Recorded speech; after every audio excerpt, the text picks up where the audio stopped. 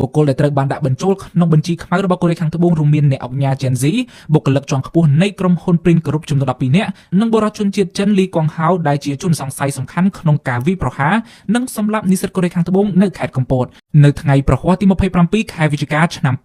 2025រដ្ឋាភិបាលក្រុងសេអ៊ូលបានដាក់ទណ្ឌកម្មធ្ងន់ធ្ងរមិនដែលធ្លាប់មានលើបុគ្គល15រូបនិងអង្គភាពចំនួន132ស្ថាប័នដែលមានមូលដ្ឋាននៅក្នុងប្រទេសកម្ពុជាពាក់ព័ន្ធនឹងឧស្សាហកម្មឆបអនឡាញកាសែតកូរ៉េខាងត្បូងបានរាយការណ៍ថាការប្រកាសដាក់ទណ្ឌកម្មក្នុងទ្រង់ទ្រាយធំរបស់រដ្ឋាភិបាលកូរ៉េនៅពេលនេះគឺជាផ្នែកមួយនៃការបោះសម្អាតឧក្រិដ្ឋកម្មអនឡាញក្នុងតំបន់អាស៊ីអាគ្នេយ៍និងបន្ទាប់ពីមានករណីស្លាប់យុវជនកូរ៉េខាងត្បូងម្នាក់នៅលើភ្នំបូកូខេត្តកំពតដោយសារតែអំពើឆបអនឡាញកាសែតកូរ៉េខាងត្បូង The Korea Herald នៅថ្ងៃទី27ខែវិច្ឆិកាឆ្នាំ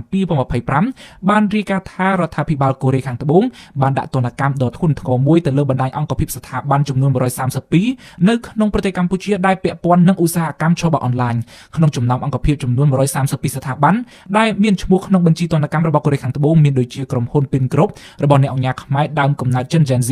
ក្រុមហ៊ុន Huiwon Group និងក្រុមហ៊ុនបុតសម្ព័ន្ធចំនួន3ផ្សេងទៀតរបស់លោកអង្គការហ៊ុនតូរួមទាំងបណ្ដាញអង្គភាពទីផ្សារងងឹតដែលជាប់ពាក់ព័ន្ធនឹងឧស្សាហកម្មឆបអនឡាញជាច្រើនផ្សេងទៀតចំណែកបុគ្គលដែលត្រូវបានដាក់បញ្ចូលក្នុងបញ្ជីខ្មៅរបស់កូរ៉េខាងត្បូងរួមមានអ្នកអង្គការ Gen Z បុគ្គលិកជាន់ខ្ពស់នៃក្រុមហ៊ុន Print Group ចំនួន12នាក់និងបរិវត្តជនជាតិចិនលីកុងហៅដែលជាជនសង្ស័យសំខាន់ក្នុងការវាយប្រហារនិងសម្លាប់និស្សិតកូរ៉េខាងត្បូងនៅខេត្តកំពតក្រសួងការបរទេសកូរ៉េខាងត្បូងបញ្ជាក់ថាវិធានការដែលធ្វើឡើងនេះគឺដើម្បីកំណត់អត្តសញ្ញាណនិងដាក់ទណ្ឌកម្មបុគ្គលនិងអង្គភាពដែលមានទំនាក់ទំនងជាមួយអង្គការឧក្រិដ្ឋកម្មឆ្លងដែននៅអាស៊ីអាគ្នេយ៍ដែលបានបង្កគ្រោះថ្នាក់ដល់ពលរដ្ឋកូរ៉េខាងត្បូងយ៉ាងណាមិញគេនៅមិនទាន់ដឹងថាតើការដាក់ទណ្ឌកម្មរបស់ទីក្រុងសេអ៊ូលនៅពេលនេះគឺស្ថិតនៅក្នុងរូបភាពបែបណានៅឡើយដំណើរគ្នានឹងការដាក់ទណ្ឌកម្មនេះសមាគមអាហារូបករណ៍កូរ៉េខាងត្បូងប្រចាំនៅកម្ពុជាបានជំរុញឲ្យក្រសួងការបរទេសកូរ៉េខាងត្បូងលុបចោលសេចក្តីជូនដំណឹងស្តីពីការព្រមានហានិភ័យធ្វើដំណើរមកប្រទេសក្នុងតំបន់អាស៊ីអាគ្នេយ៍តាមសមាគមកូរ៉េខាងត្បូងប្រចាំកម្ពុជា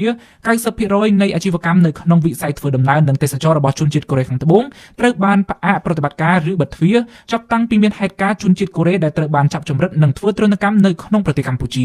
ក្នុងលិខិតនោះសមាគមអាហារូបករណ៍កូរ៉េខាងត្បូងប្រចាំនៅកម្ពុជាបានប្រាប់ក្រសួងការបរទេសអំពីភាពអស់សង្ឃឹមនៃការរស់នៅនិងប្រកបអាជីវកម្មរបស់សហគមន៍កូរ៉េខាងត្បូងនៅកម្ពុជាជនជាតិកូរ៉េខាងត្បូងជាច្រើនដែលរស់នៅក្នុងប្រទេសកម្ពុជាបានចាក់ចេញទៅប្រទេសថៃវៀតណាមឬឡាវដើម្បីស្វែងរកការងារធ្វើគូបញ្ជាក់ថាកាលពីថ្ងៃទី15ខែតុលាឆ្នាំ2025ក្រសួងការបរទេសកូរ៉េខាងត្បូងបានដាក់បម្រាមកម្រិតខ្ពស់ចំពោះការធ្វើដំណើររបស់ពលរដ្ឋកូរ៉េខាងត្បូងចូលក្នុងប្រទេសកម្ពុជានៅតាមតំបន់មួយចំនួនក្រោមហេតុផលក្តីបារម្ភពីការធ្លាក់ក្នុងអន្ទាក់នៃក្រុមឧក្រិដ្ឋជនអនឡាញរដ្ឋាភិបាលកម្ពុជានិងកូរ៉េខាងត្បូងបានចុះហត្ថលេខាកាលពីថ្ងៃទី10ខែវិច្ឆិកាឆ្នាំ